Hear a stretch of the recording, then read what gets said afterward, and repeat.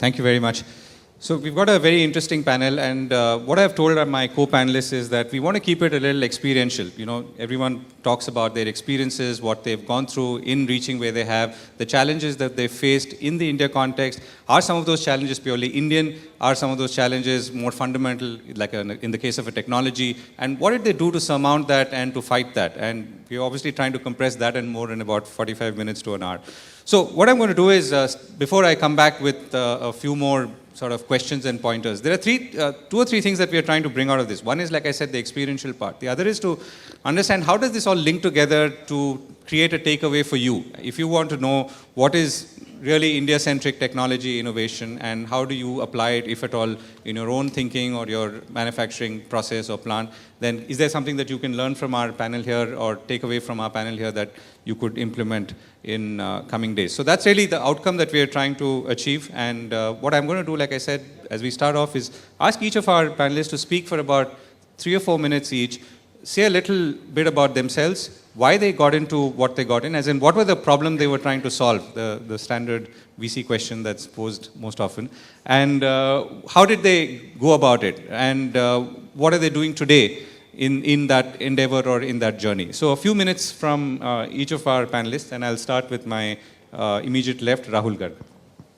Hi, so let me talk briefly about how we started and what we are doing, and then about our experiences so far. So we are a 2.5-year-old startup. We started April of 2015. Moglix with one single mission: can we reimagine B2B commerce with technology?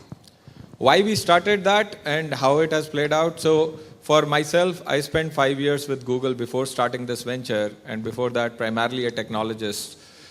I realized the amount of technology that we were applying, whether we talk of the B2C commerce space, or we talk in terms of advertising exchanges, or we talk in terms of financial exchanges, was reaching the 5 percentage point levels of efficiency and optimization.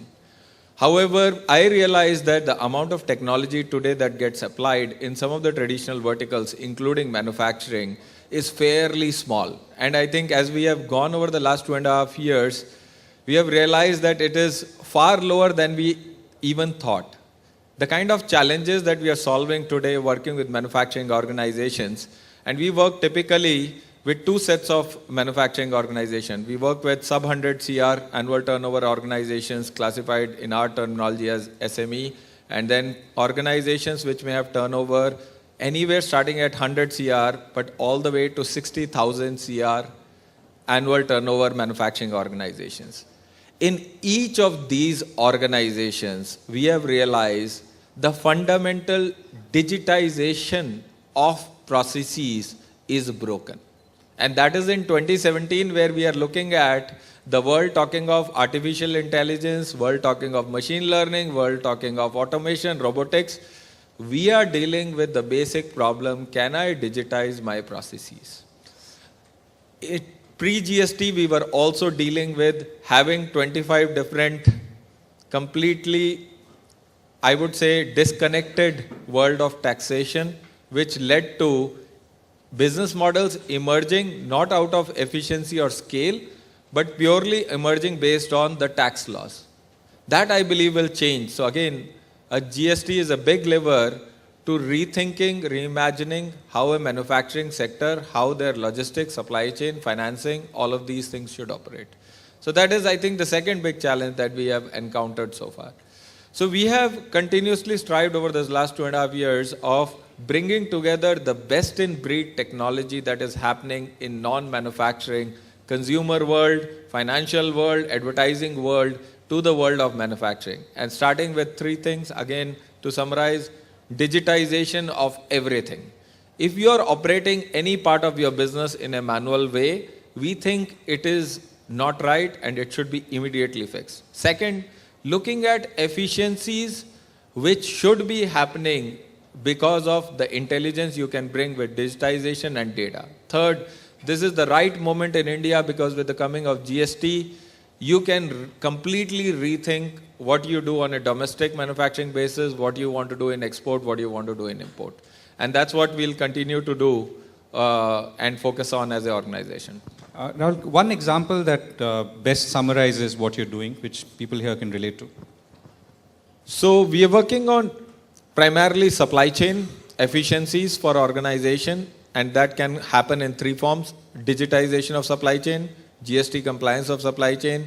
Third, bringing in warehousing, logistics experience for them to look at one-stop consolidation of all their indirect purchase. So these are three key activities working with all of the manufacturing houses.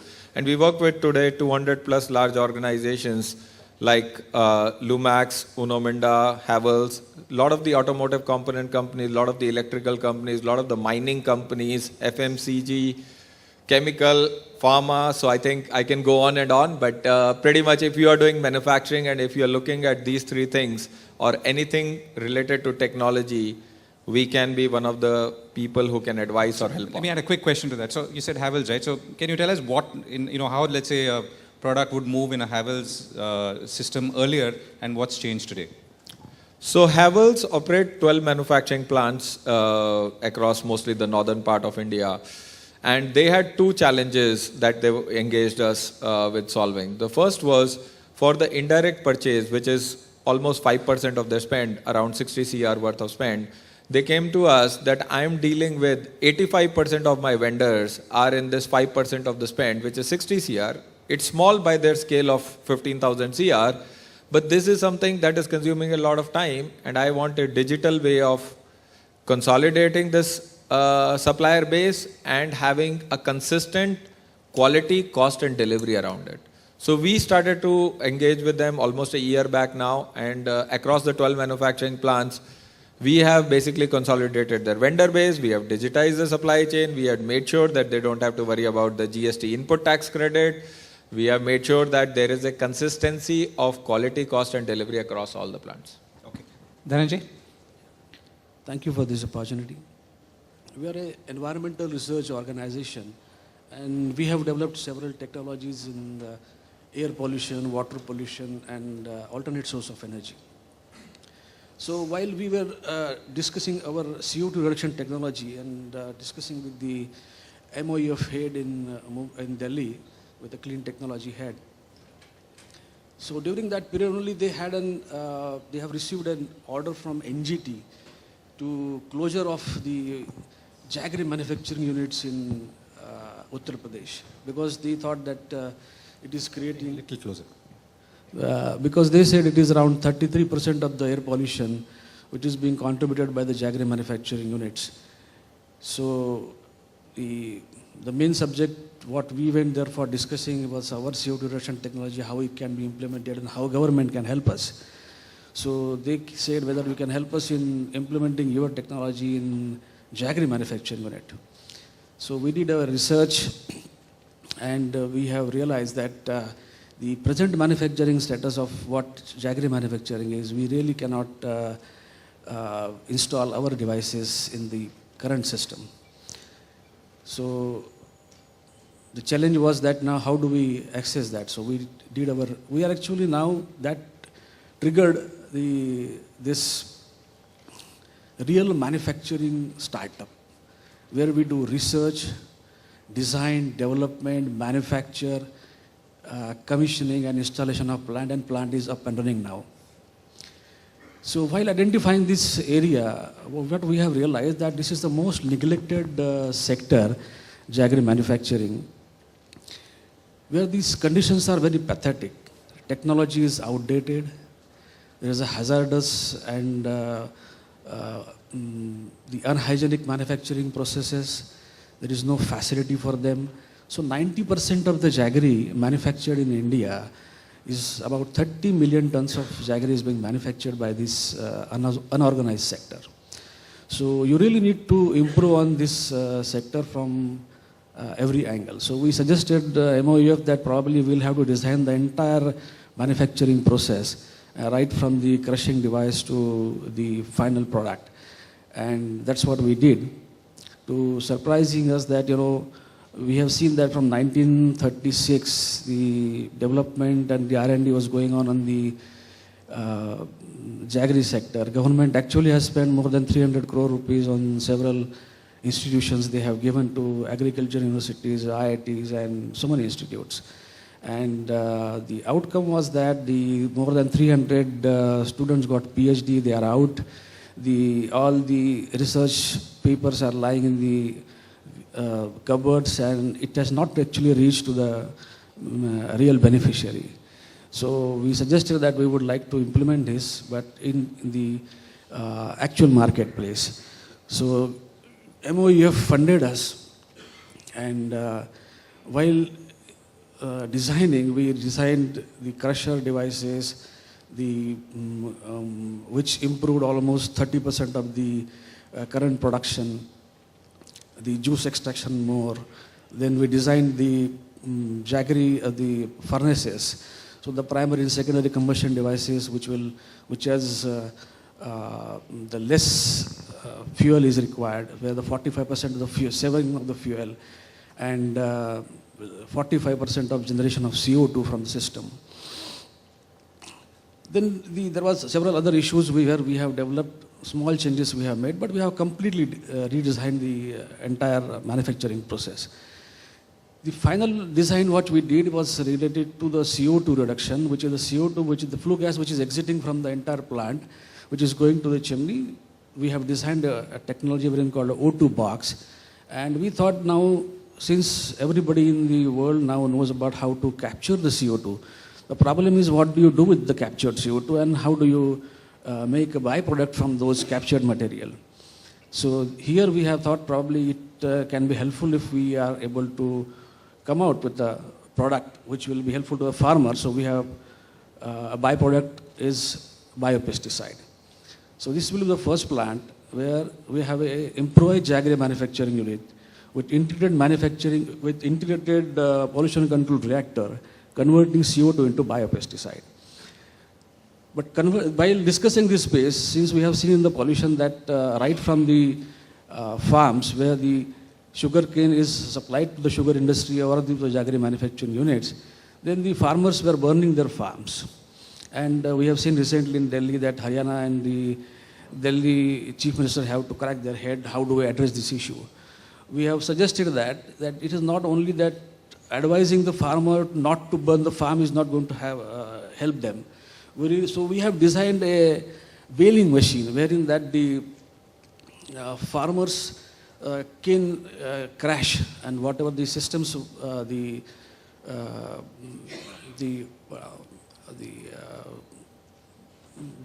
cane, the leaves and everything, whatever is being left in the farms, can be brought together in the baling machine. Small baling machines, small bales of those trash can be created, and those bales can be supplied to our plant. So we said that whenever the bagasse is there, if we can save the bagasse, and bagasse can go to paper industry, so probably we can get a cheaper fuel. Right now, current manufacturing units, they are using the bagasse, and since their furnaces are inefficient, so they have to, their bagasse is exhausted and they have to buy another fuel from the market and run the plants. That's how they work it. So we suggested that we will buy the trash from the farmer along with the sugar cane. We provide a baling machine to him so that issue of burning the farms is addressed, where the farmer can get an extra income source. He can not only sell his trash along with the sugar cane. Second is the jaggery plants will get the fuel at a cheaper rate, because if you sell the bagasse in the market, probably paper industry will pay you more than what trash you can consume. So that was the other part. But after doing all these things, when we discussed with the several farmers said that, I get electricity 12 o'clock in the night and it is only for 2 hours. So how are we going to run the plants?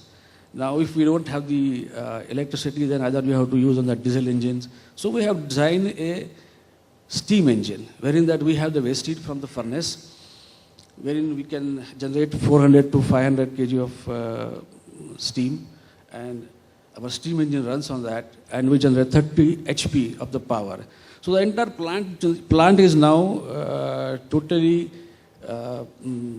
you don't want to rely on anything from the government, for diesel, for anything. So electricity they are generating from their own plant. products which you are manufacturing are of very high quality. And we thought probably about the product that now, since we have already done this, we need to also focus on the product. The next competitor is sugar. So how do we compete with the sugar? Now we need to manufacture the jaggery like a sugar, where it is a fast dissolving, there is no moisture, it is coated, it is flavored.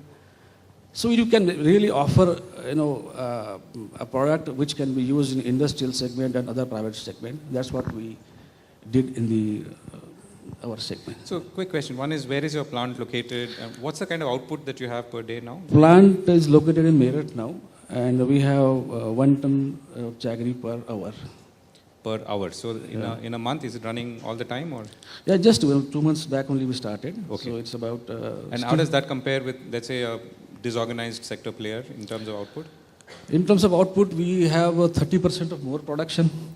We are more profitable, and the raw material which we need for the that is bagasse, which we are selling it to paper industry.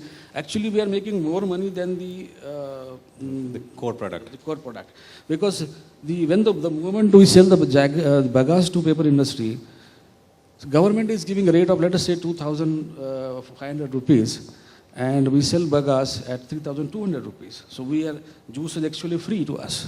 And is your product branded, or are you selling it to someone else who? Idea is that right now it's only one plant.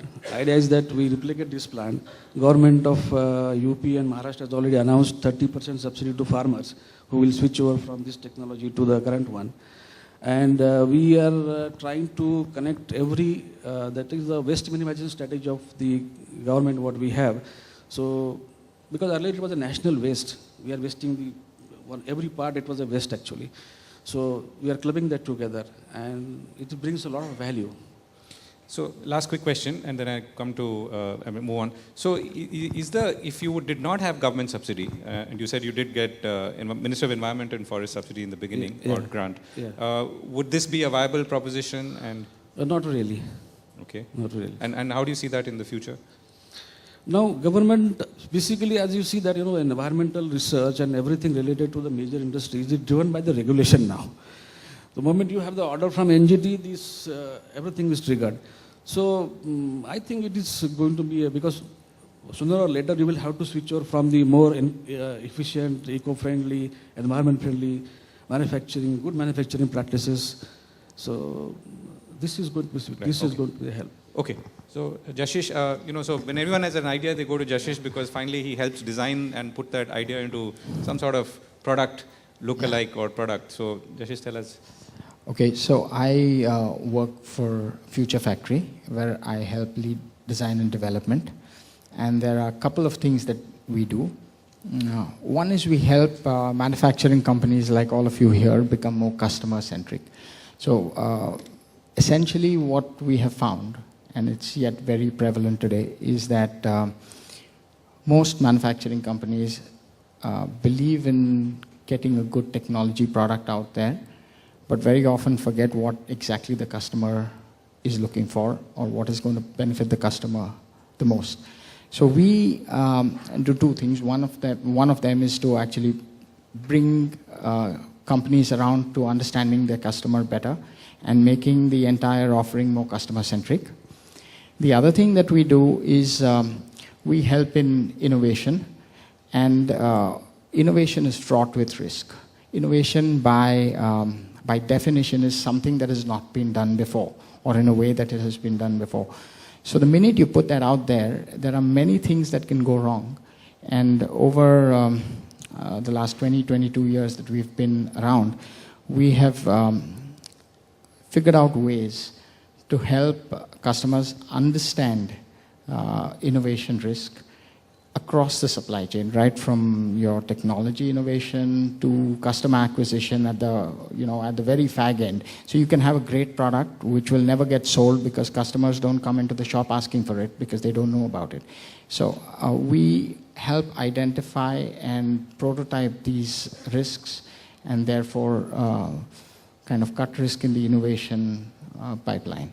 So That's what give we us do. a couple of examples that, again, exemplify what you do and people that, examples that people here can relate to. Examples, okay. So we work with Godrej on many fronts, and we work with the security division of Godrej. And about 3 or 4 years ago, we were sitting down and wondering why, the Godrej started with manufacturing of safes, I think, in 1890 or something. And back in 2013, we had a penetration of under 1%. And we are not a very safe society. So why isn't it that, security products are selling as much as they should be? And we went back to redefining the problem as to understanding why people are averse to security. And it came down to kind of understanding the Indian psyche, much like we are with insurance products. We want to believe that God will take care of us. So starting from there, putting, getting the customers' psychology into it, and understanding what part of security they are willing to take on, and what part of security is something that they don't want to touch and leave to the bank or leave to their mother-in-law, for example. We came up with People want to leave something to their mother-in-law? Yeah. It's very interesting because we did this research during the Karwa Chauth festival in the north, and I think it was Pongal in the south. And we had people, they take out all the jewelry, and then they went, and we went to their homes, and we were talking to them, and very interestingly what they said is, we said, so where's your jewelry today? Because you're going to go out in the evening. Oh, it's with my mother-in-law. Mother-in-law lives, 2 buildings away in typical Indian fashion. So why is it with her? I can't take responsibility for the jewelry. So she is this 65-year-old single woman, and she's been dumped with this, with the jewelry, and it's given to her to take responsibility. So it's this not wanting to take responsibility for some of these important things in our lives. So what was the product that resulted from all of this? So we kind of drew a kind of a scale in terms of convenience versus the kind of security. And we found as a company that we were actually producing more and more secure safes, which put more and more onus of that security on the person who bought that safe. So we actually started coming backwards with the kind of product. And we said, we'll give security for a certain level of convenience and play with that trajectory. So we have a whole slew of products. And one very, very interesting product, one of the few products that we have designed that I use is a product called Goldilocks, which we launched about two years ago. And it's a small safe, which is very easy to use. It supplements physical security with digital electronic security. And it's meant for more everyday things and allows people who have never interacted or don't want to interact psychologically with security products to kind of get easily involved with the category. Yeah, so that's something that... Very interesting. Yeah. So switching gears literally, though I know that electric motorcycles are not geared, but tell us about your journey and why did you want to build an electric motorcycle and what's gone into it so far? Okay. So I work with a company I founded a company called Tork Motorcycles. Why I use a motorcycle to travel, and I found the knack was I worked with electric, say suppose cars very early on in my college or school, and then I also am fond of motorcycles, so I married both together to make an electric motorcycle. I actually didn't start this, I am the I think oldest startup. I started this 2007. Why? Because I love the fact that I was building electric motorcycles. For the first early years, I built electric motorcycles as a racing team. So we built an electric motorcycle, didn't have a showcase or a validation platform in India. So we actually went to a country called Isle of Man, where all the racing starts in the world. It started in 1909. We are the only Indians to participate in such a race and then win the podium. And I kept on doing this electric motorcycle championship for the next 3-4 years. Worked with a Chinese startup as a CTO, came back to India. I thought that by this time, India will have its own electric motorcycle or somebody will make it. I didn't see anybody making it, so I said, I will make it. So in 2015 onwards, we actually started as Tork motorcycles. We are building India's first electric motorcycle, which does about 100 kilometers per hour top speed, 100 kilometers on a single charge, takes about an hour to charge, or even say 30 minutes with the fast chargers. And then you can take this to your office, drive, come back, enjoy. That is what we're doing.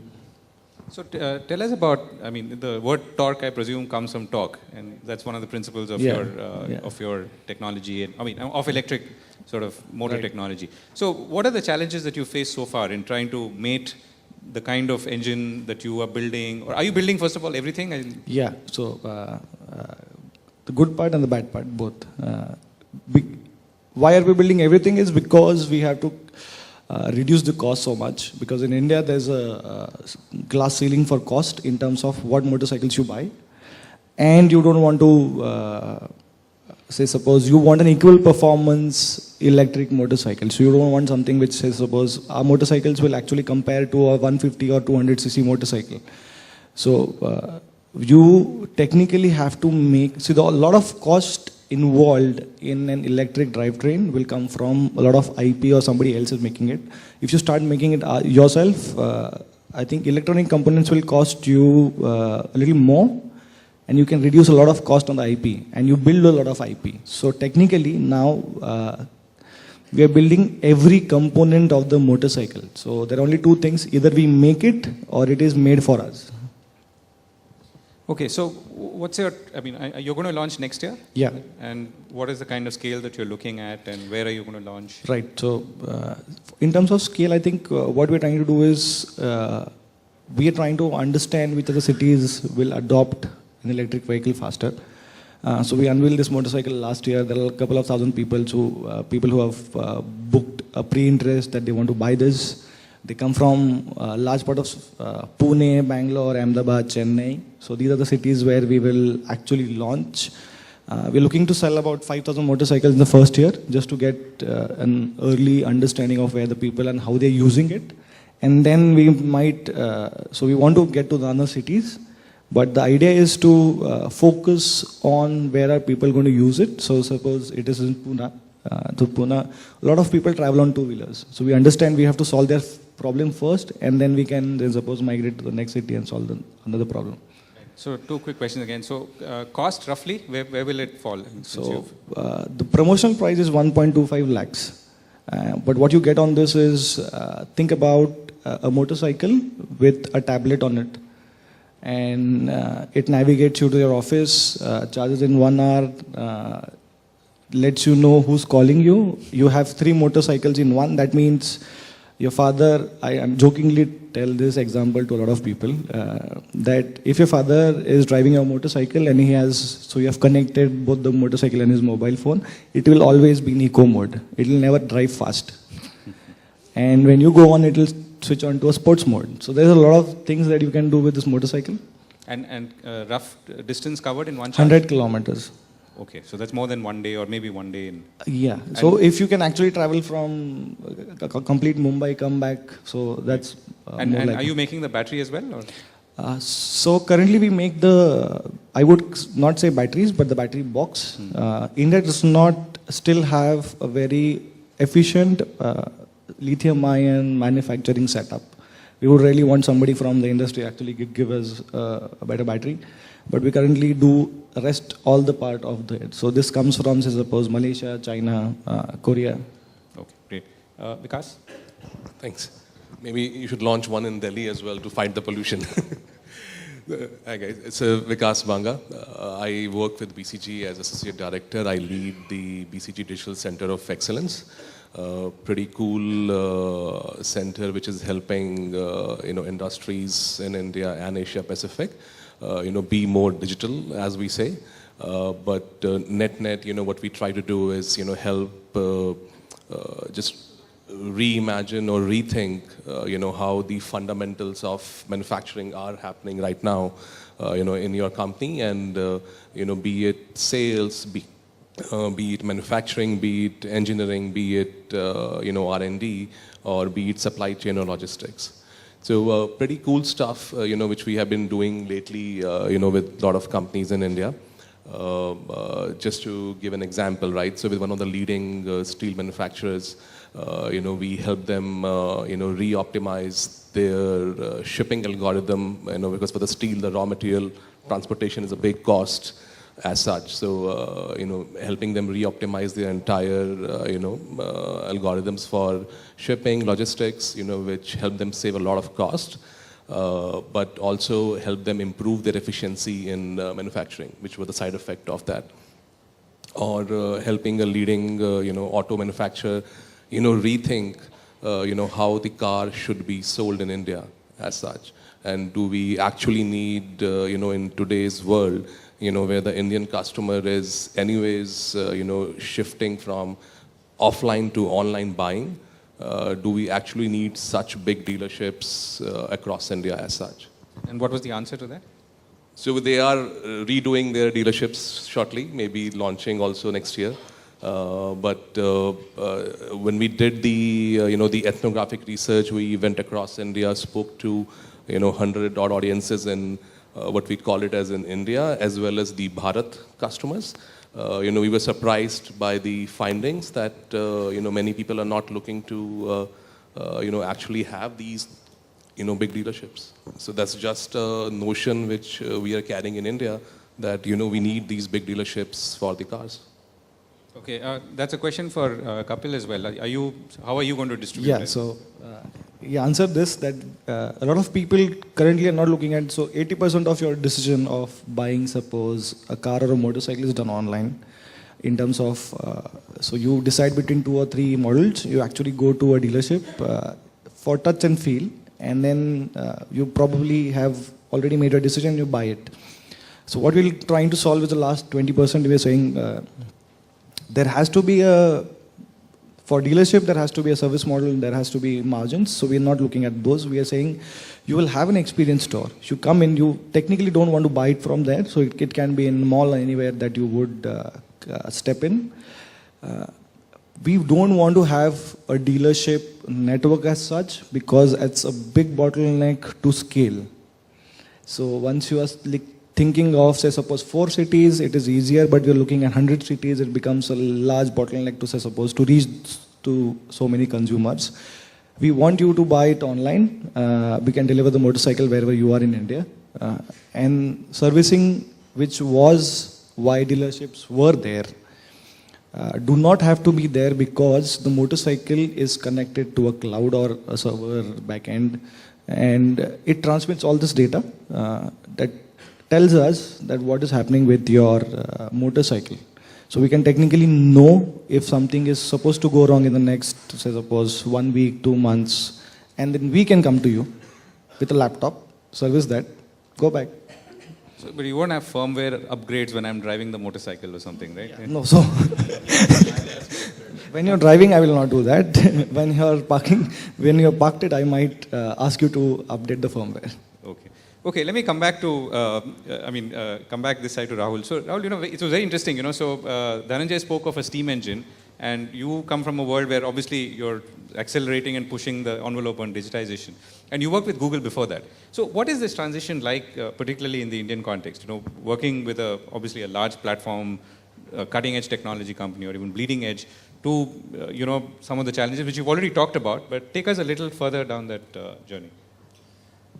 So I think there is 2 aspects to it. One is a sectoral aspect, which is that how has the technology penetrated, let's say, advertising industry, financial exchanges, banks, and all of those, right? So that is one aspect to the question that you asked. And then second is what is happening, because there is a lot of, I think, discussion in the morning around Industry 4.0, what India needs to do if it needs to compete in the global world. So let me answer. I think the first part is that manufacturing, if I look at it broadly as a sector, has remained aloof in terms of digitizing each of their functions and starting to unlock the value of data that can present itself. Today in the world, we are talking of US elections getting impacted by Facebook, right? Now, in each of the manufacturing organizations, you have data sitting around about your supply chain, about your customers, about your logistics service provider, about your machine efficiency. So how are you going to work on each of these data? Firstly, in terms of, if you don't have a digital way of looking at this data, you cannot unlock the value of this data.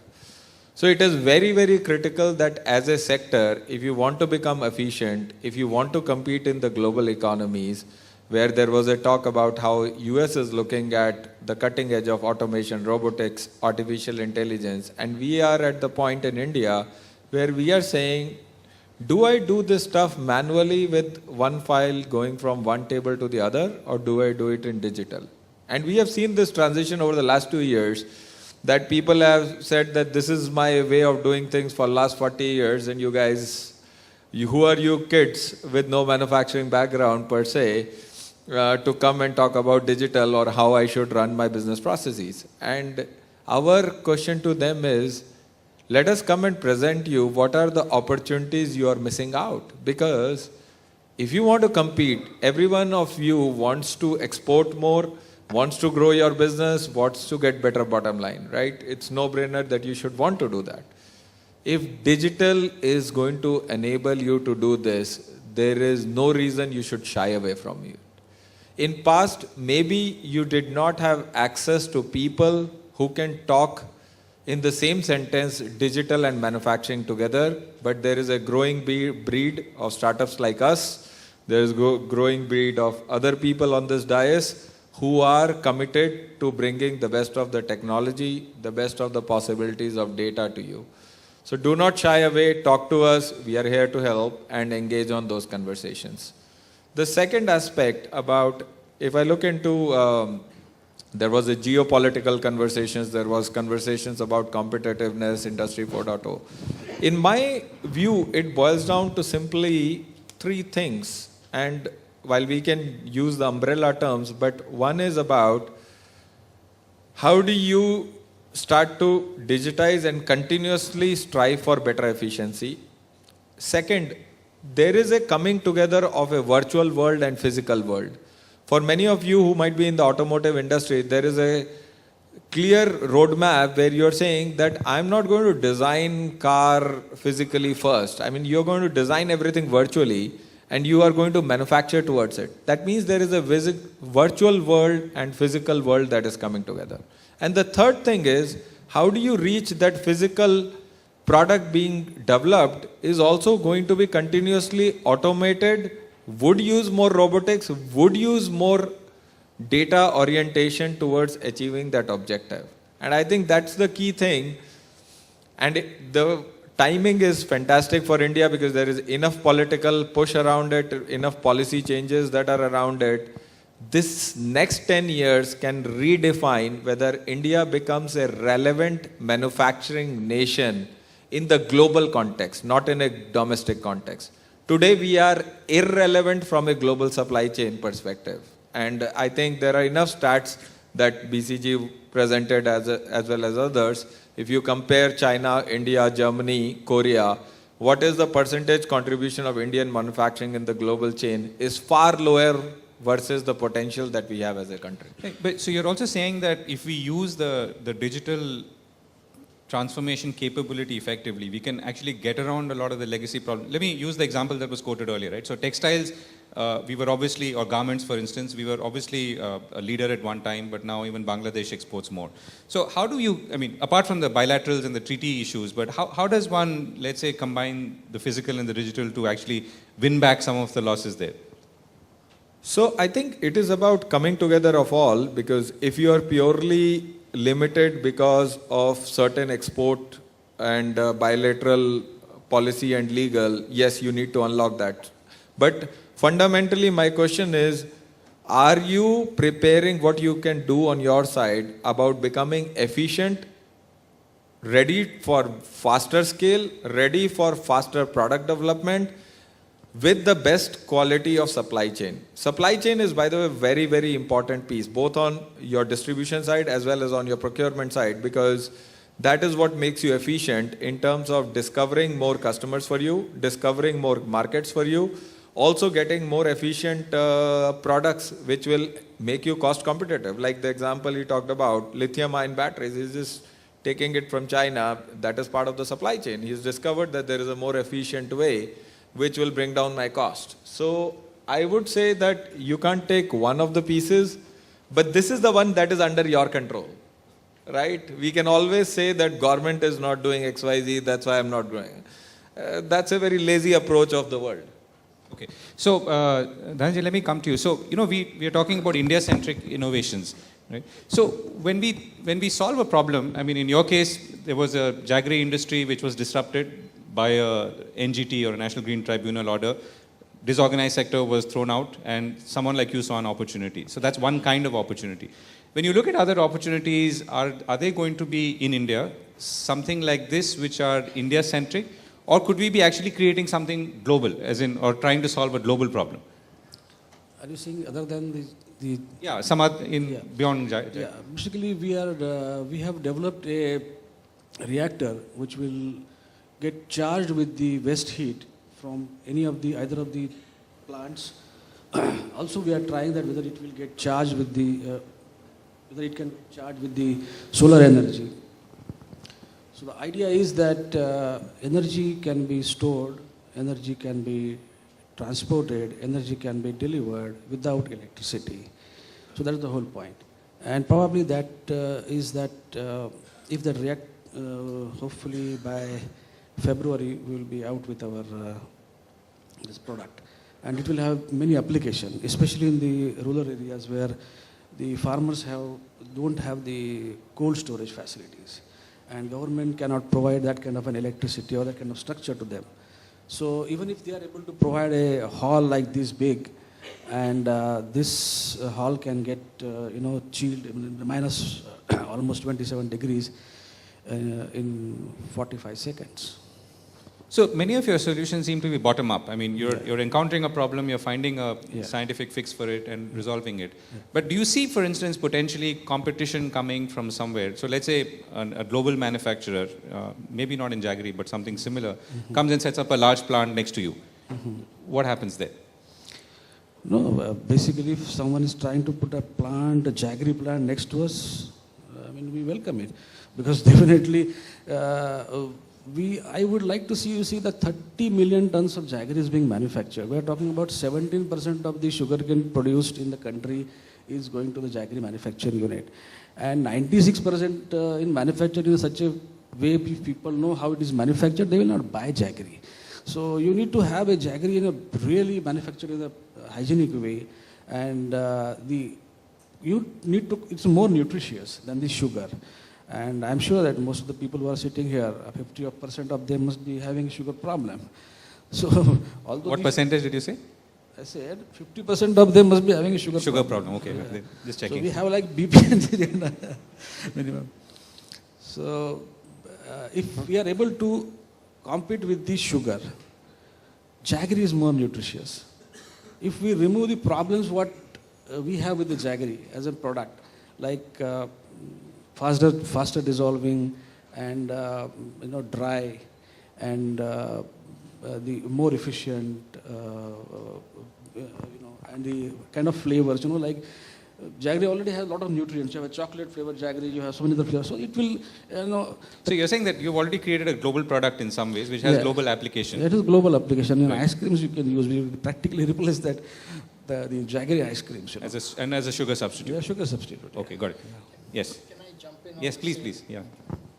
So, I think there was a panel before us, and every CII summit we talk about frugal innovation and jugaad versus, the more sustained way of doing innovation. And what Dhananjay is doing, because I know him, we've interacted a lot before. I think a lot of our innovation in India comes from very bottom up, from practical problems of lack of infrastructure. But having said that, when you actually develop something that can go off grid, for example, Energy is a problem throughout the world. Some people might have a lot of it, and some people like us don't have enough of it, but it's a problem. Taking these innovations to countries abroad is not about the innovation. It's about the infrastructure that allows us to get there. It's about the quality of the design. It's about the IP. It's about being able to protect and patent this. And I think that's where, as a country, we suffer. So we don't seem to have global aspirations. And I think one thing we can do as a sector, as a manufacturing sector, as India, is to have aspirations of the globe. We tend to be satisfied with being happy with what we have. We tell ourselves we have 1.13 or 1.3 billion people, and that's a good enough market.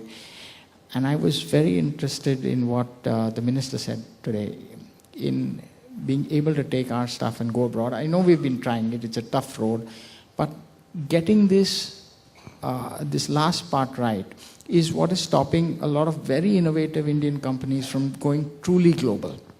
And that's something we need to crack as a country. But let me get Vikas. Yeah, Vikas. Do we truly need to go global, or can't we just be big, as some companies have been focusing on? I would suggest we go global not for the sake of it, but actually to make us more competitive, right? I mean, the market, Indian market is huge. The Indian consumer, all the trends are shaping upwards only. But as long as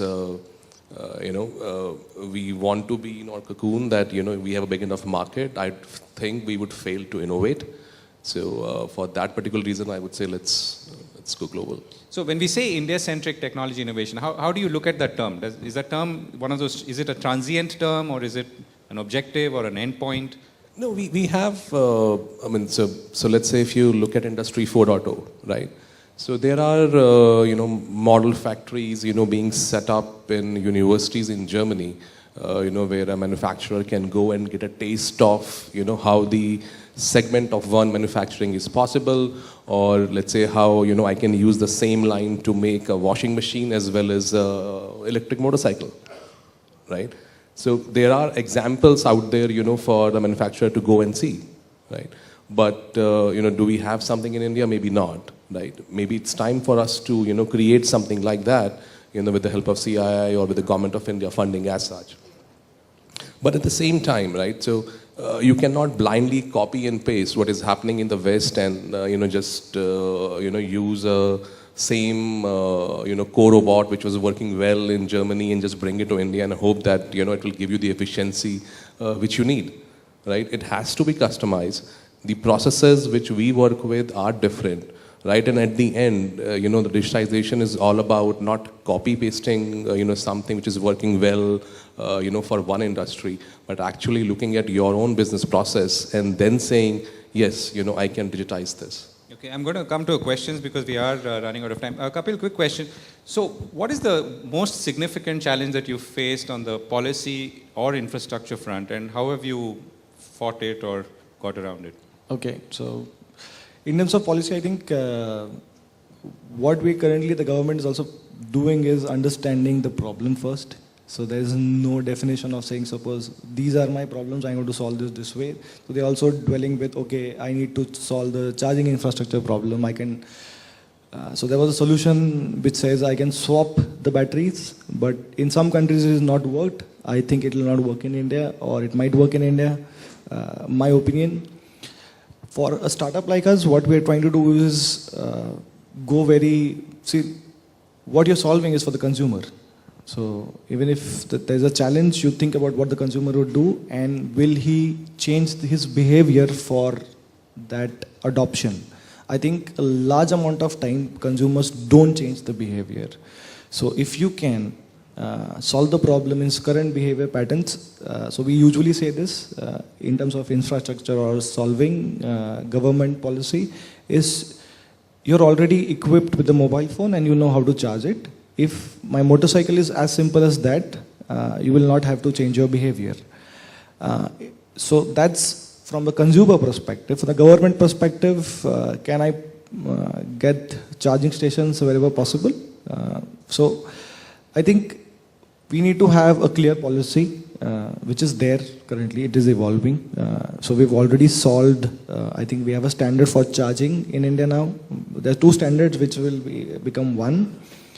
And then there is the large scale, say suppose, infrastructure, battery and all this. I think that's a long-term problem. What we need to solve is immediate ones and then look at the larger problem. So you said your problem or challenge is really on the charging, which is the, let's say, the running or the maintenance part. So on the manufacturing process itself or the setting up, there you've not seen any.